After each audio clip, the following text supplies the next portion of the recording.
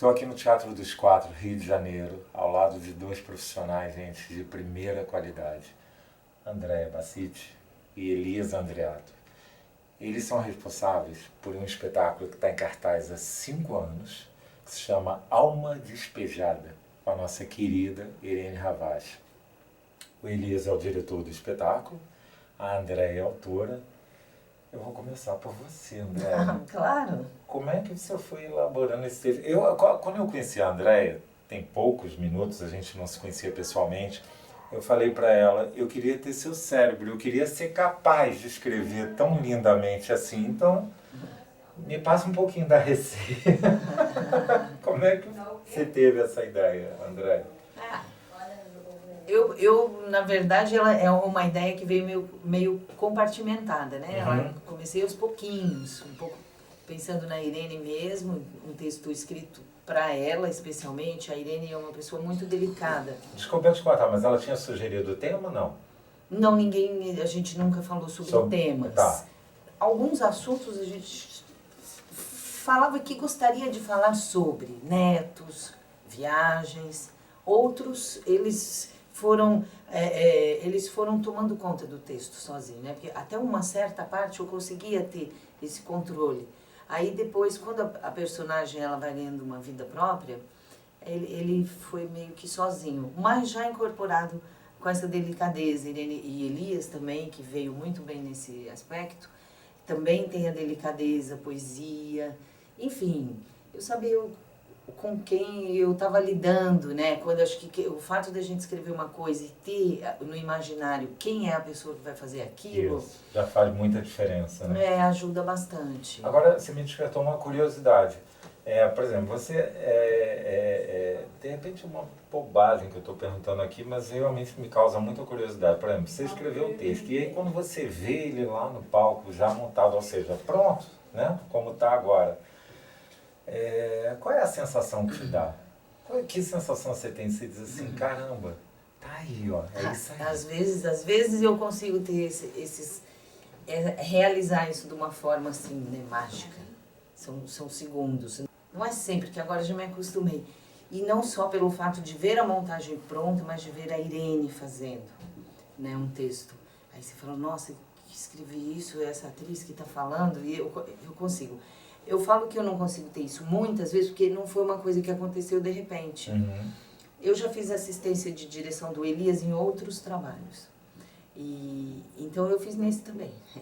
Eu faço a produção do espetáculo. Então tudo foi aparecendo.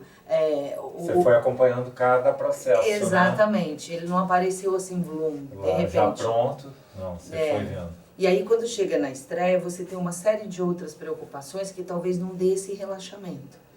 Então hoje, às vezes, quando eu estou bem tranquila vendo, eu tenho esses momentos, assim. Você vê tanto tempo depois, né? É muito emocionante no começo também. Mas como hoje o espetáculo ele já está mais sólido, sim, né? Você fala, nossa, realmente, que legal. Você já sabe até da aceitação do público. Imagina, 5 anos. Né? Então é muito emocionante. Eu gosto muito também de ter feito esse trabalho junto com o Elias. Eu tenho muita afinidade com o trabalho dele, muita confiança também nele. Então, eu acho que isso também é uma coisa que eu gosto de observar. Inclusive agora, eu vou fazer uma pergunta para o nosso querido Elias Andreato, que a André vai tapar os ouvidos para ouvir. Elias, quando você deu de cara com o texto a primeira vez, que sensação você teve, assim, quando chegou para você? Isso não vai dar pé não, hein? Não, tô brincando. Não, achei muito claro, achei linda a história. E a gente leu, no meu caso, né? Quando eu li esse texto, era num momento muito importante que nós vivíamos no país, um pouquinho antes de todo o inferno astral que ocorreu no país. A gente teve o privilégio de estudar esse texto, repensar a história, falar sobre a história, e na sequência a história se alterou, a gente permaneceu firme, convicto de que nós tínhamos feito a escolha certa. Chegamos hoje com a certeza de que a gente cumpriu um ciclo e a peça se fortaleceu, a peça se tornou um grande sucesso. Eu fico Pela pensando- ideia que a autora colocou naquilo, pelo talento, pelo olhar, a sensibilidade dela. Claro, juntando com a Irene, que a gente tem que falar sobre ela, que é uma atriz muito especial, que desde de sempre, a Irene sempre escolheu a delicadeza como caminho. Toda a escolha no teatro da Irene veio a partir da poesia, da delicadeza. Ela nunca se viu fazendo espetáculos puramente comerciais. ou grandiosos, ou dramáticos, trágicos. Pelo contrário, ela sempre quis contar história para o público, dessa forma poética, delicada. E acho que o texto da Andréia, com o olhar da Irene sobre o ofício, quando eu entrei já existia isso, né? E eu me identifiquei também. Eu acho muito interessante porque, por exemplo, a gente, segundos antes da gente começar a gravar, a gente estava relembrando, né, alguns espetáculos aqui no Teatro dos Quatro, tem imagens, né, de espetáculos que já foram encenados aqui. E a gente começa a lembrar de como era o teatro antigamente, né? Espetáculos ficavam de quarta a domingo, às vezes de terça a domingo, às vezes, muitas vezes mais de uma sessão, enfim. E hoje em dia, às vezes, os espetáculos ficam meses só em cartaz. Então, quando a gente tem uma temporada como essa, por exemplo, de Alma Despejada, né? Que, graças a Deus, faz muito sucesso, temporada em São Paulo, temporada no Rio, outras capitais também, a gente tem que comemorar. Então, certo? Sim. Tá. Isso, porque é triste falar isso, mas são quase que exceções, né? Sim, eu faço muito teatro e vivo isso. Acabei de ensaiar uma peça há 3 meses e meio, fez 26 apresentações, né? É uma nova realidade que a gente tem que se habituar, mas quando você vê a Irene em cartaz no Rio de Janeiro, sendo muito bem recebida, mostrando o seu talento aos 80 anos. Traz uma compensação, né? Não, existe uma esperança, né? Com certeza, Não é? com certeza. Essas mudanças todas vão acontecer, vão continuar, mas ainda existe a possibilidade de você permanecer em cartaz, sobreviver do seu ofício por longo tempo. Isso é possível. Acho que depois da pandemia, a escuta mudou. As pessoas estão mais disponíveis, não só para a comédia, mas para a delicadeza, para os dramas. Mudou. Talvez na pandemia a gente tenha alcançado, através dos espetáculos online, a gente tenha chegado a um público que nunca tinha ido. Sim. E eles não acharam tão difícil. Eu acho, não sei se eu estou errado, claro, né? Porque, imagina, certeza é o que eu não tenho.